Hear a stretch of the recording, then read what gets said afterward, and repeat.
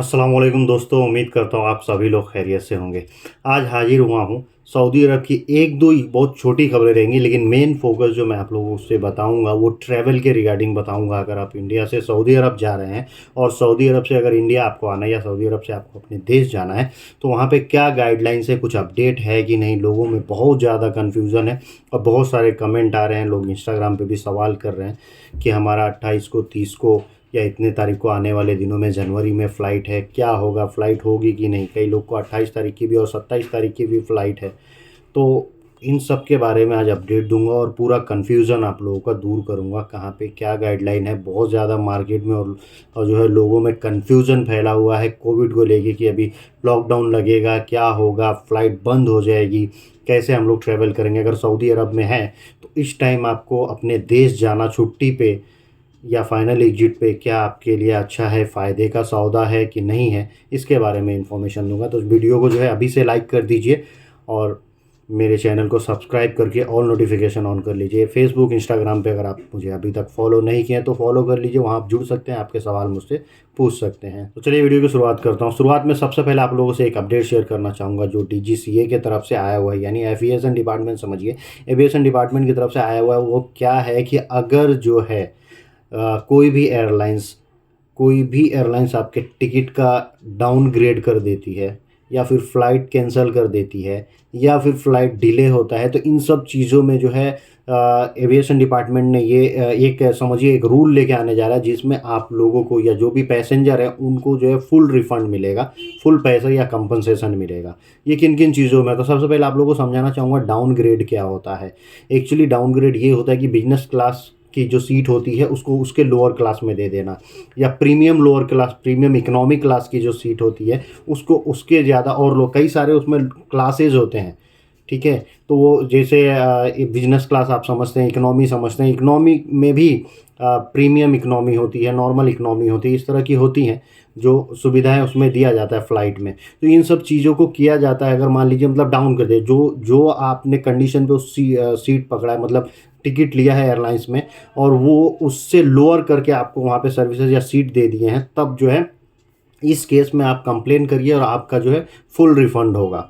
ये कब होता है, जब फ़्लाइट जो है अचानक से एयरबस कैंसिल कर देते हैं, मतलब जो आपकी फ़्लाइट है वो कैंसिल करके दूसरा लाते हैं रिप्लेस करके, उसमें आपका फ़्लाइट नंबर वगैरह रहता है, एयरबस की बात हो रही है जिसमें आप बैठते हैं, उसकी क्या कम कैपेसिटी वाला ला देते हैं। या ये ओवर जो ग्रेडिंग होता है, ये डाउन ग्रेडिंग जो होता है, ये कब होता है कि कई सारे ओवर बुकिंग भी हो जाती है, ठीक है, मतलब जितना सीट नहीं उससे ज़्यादा बुकिंग भी कभी कभी हो जाती है। इसके वजह से भी लोगों को इकोनॉमी क्लास में लेके आना पड़ता है, क्लासेज उनके डाउनग्रेड करने पड़ते हैं। तो इन सब चीज़ों में गवर्नमेंट ने सबको ये बताया है कि आने वाले दिनों में एक ये रूल आ जाएगा कि आपको फुल रिफ़ंड देना होगा। हालांकि एयरलाइंस और इन सब में ये बात चल रहा है। और अगर आपने फ़्लाइट जो है कैंसिल कर दिया और उसमें प्रावधान ये है कि आप फ़्लाइट कैंसिल कर रहे हैं 24 घंटे पहले, तो आपको जो है अगले 2-3 घंटों में उस आदमी का नेक्स्ट फ़्लाइट अरेंज करके उसमें टिकट देना है या उसको फुल रिफ़ंड देना है। ये कस्टमर और एयरलाइंस की अंडरस्टैंडिंग पे है। अगर 24 घंटे के पहले यानी 2-3 दिन पहले, फ़्लाइट से हफ्ता दिन पहले अगर फ़्लाइट आपने कैंसिल कर दी है तो उसका फुल रिफ़ंड उस पैसेंजर को आपको कर देना है, ये रूल है।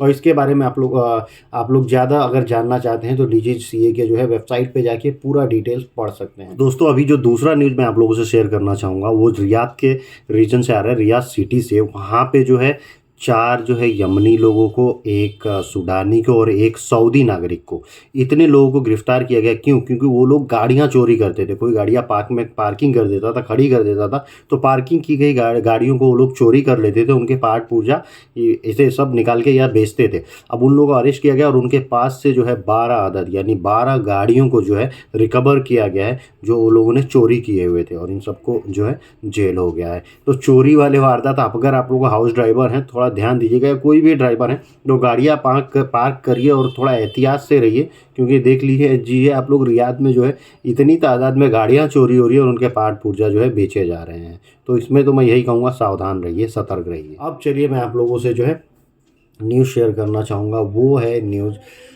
कि अगर आप सऊदी अरब में हैं, मान लीजिए, सबसे पहले मैं आप लोग ये बताना चाहूँगा, सऊदी अरब में आप हैं और सऊदी अरब से आपको अपने देश ट्रैवल करना है, मान लीजिए इंडिया ट्रैवल करना है, तो आपको क्या क्या डॉक्यूमेंट लगेगा इस समय, और आपका सऊदी अरब से इंडिया आना क्या सही रहेगा इस समय छुट्टी पे आना। तो इसके बारे में जानकारी दे देता हूँ। देखिए, अभी तक जो है सऊदी गवर्नमेंट के द्वारा जो है कोई भी ऐसा कानून नहीं आया है कि आप लोगों को कुछ ये मतलब एक्स्ट्रा चीज़ें करनी। जैसे नॉर्मल तरीके से आप जो है इंडिया अब या अपने देश जाते थे तो सऊदी गवर्नमेंट का वही गाइडलाइन है, नया गाइडलाइन कुछ भी नहीं आया है, न एयरलाइंस की तरफ से न गवर्नमेंट की तरफ से।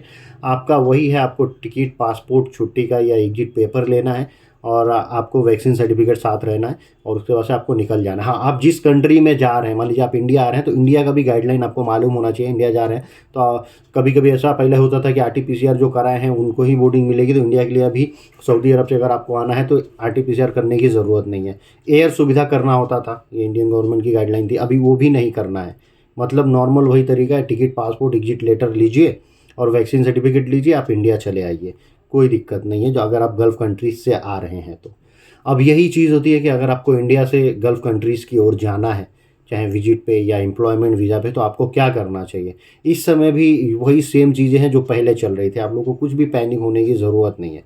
सऊदी अरब भी कुछ आपको नया नहीं करने दे रहा कि अगर हमारे इधर आ रहे हैं तो बिना RT-PCR के नहीं आएंगे, अभी सऊदी अरब का भी ये रूल नहीं है। तो मतलब अगर आपको सऊदी अरब या दूसरी कंट्रीज़ में जाना है तो बेसिकली मैं सऊदी अरब का बता दूं, आपको जो है टिकट, पासपोर्ट, वैक्सीन सर्टिफिकेट और मुकीम पे अराइवल रजिस्ट्रेशन कर लीजिएगा। हालांकि बंदे ज़रूरत नहीं है, लेकिन आप कर लीजिएगा मुकीम पे अराइवल रजिस्ट्रेशन। वैक्सीन सर्टिफिकेट अपने साथ में रखिएगा, टिकट और पासपोर्ट अपने साथ में रखिएगा। बस इतने ही डॉक्यूमेंट की ज़रूरत है आपको सऊदी अरब जाने के लिए, और कोई भी एक्स्ट्रा डॉक्यूमेंट की ज़रूरत नहीं है। ना इंडियन गवर्नमेंट ने कोई रूल सऊदी या गल्फ़ कंट्रीज़ वालों के लिए लाया है जो वहाँ से ट्रैवल करते हैं, ना वो लोग अभी इंडिया के जो पैसेंजर आते हैं उनके लिए भी जो है सऊदी या गल्फ़ कंट्रीज़ ने कोई एक्स्ट्रा कानून अभी नहीं लाया है। जो पहले से चल रहा था कोरोना के टाइम में, वो सब बंद होके नॉर्मल तरीका हो गया है। तो नॉर्मल जो चीज़ें थी वो मैं आपको बता दिया हूँ, पैनिक मत होइए। बहुत सारे भाई लोग सवाल कर रहे हैं कि क्या करें। अब एक चीज़ मैं आप लोगों को बता दूँ अपने तरफ से, अगर आप लोग सऊदी अरब में हैं, हालात देखिए कोरोना की वजह से बहुत ज़्यादा ख़राब भी नहीं है, इधर नहीं है। चाइना में लोग सुनने में ऐसा आ रहा है कि बहुत ज़्यादा ख़राब है, ये है वो है, हो सकता है दुनिया में। तो चाइना वगैरह और 5 कंट्री को आपको मैंने कल वाली वीडियो में बताया था कि 5 ऐसी कंट्री हैं जिनसे अगर आप इंडिया आ रहे हैं तो एयर सुविधा का फॉर्म भी भरना है और उसके बाद से RT-PCR भी करा के आना है। और इंडिया आने पे चाहे आप कहीं से भी आ रहे हैं, चाहे सऊदी अरब से या कहीं से भी अगर इंडिया आते हैं, तो 2% लोगों का जो है रैंडम टेस्टिंग हो रहा है कोरोना का।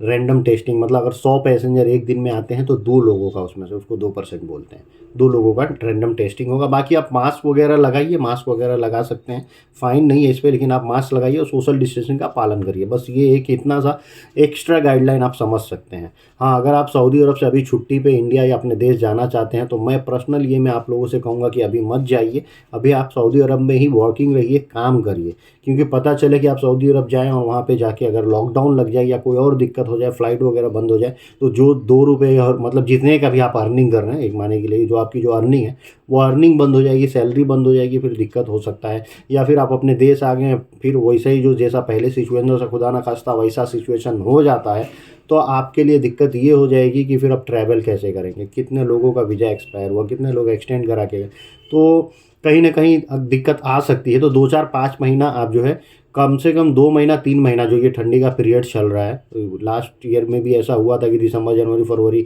कि भाई ऐसे केसेस आ रहे हैं, ऐसे बढ़ेंगे, तो वो सब आप जो है जनवरी, फरवरी, मार्च तक का आप लोग जो है थोड़ा सा ये कर लीजिए, परहेज़ कर लीजिए कि मार्च तक अभी हमको अपने देश नहीं जाना है, सऊदी अरब में ही रहना है, तो अच्छा रहेगा। ये मैं आप लोगों को बोलना चाहूँगा। अगर वीडियो अच्छी लगी है, जानकारी अच्छी है, अवेयरनेस की जानकारी है, और ये जो जानकारी मैंने दिया हूँ, बहुत लोग कन्फ्यूज़ थे, बहुत लोगों को दिक्कत थी, जो लोग भी ट्रैवल करना चाहते हैं आप उनमें वीडियो शेयर कीजिए। अभी तक कोई भी नई गाइडलाइन नहीं आई है, जो मैंने बताया हूँ इतना ही है। अगर इससे ज़्यादा कुछ भी आएगा तो मैं शेयर करूँगा। आप भी चाहें तो आप जितने भी फ़्लाइट्स वगैरह रहते हैं उनकी साइट्स पे जाके गाइडलाइन को देख सकते हैं, पढ़ सकते हैं। कुछ भी नया आता है तो वो लोग भी अपडेट करते हैं।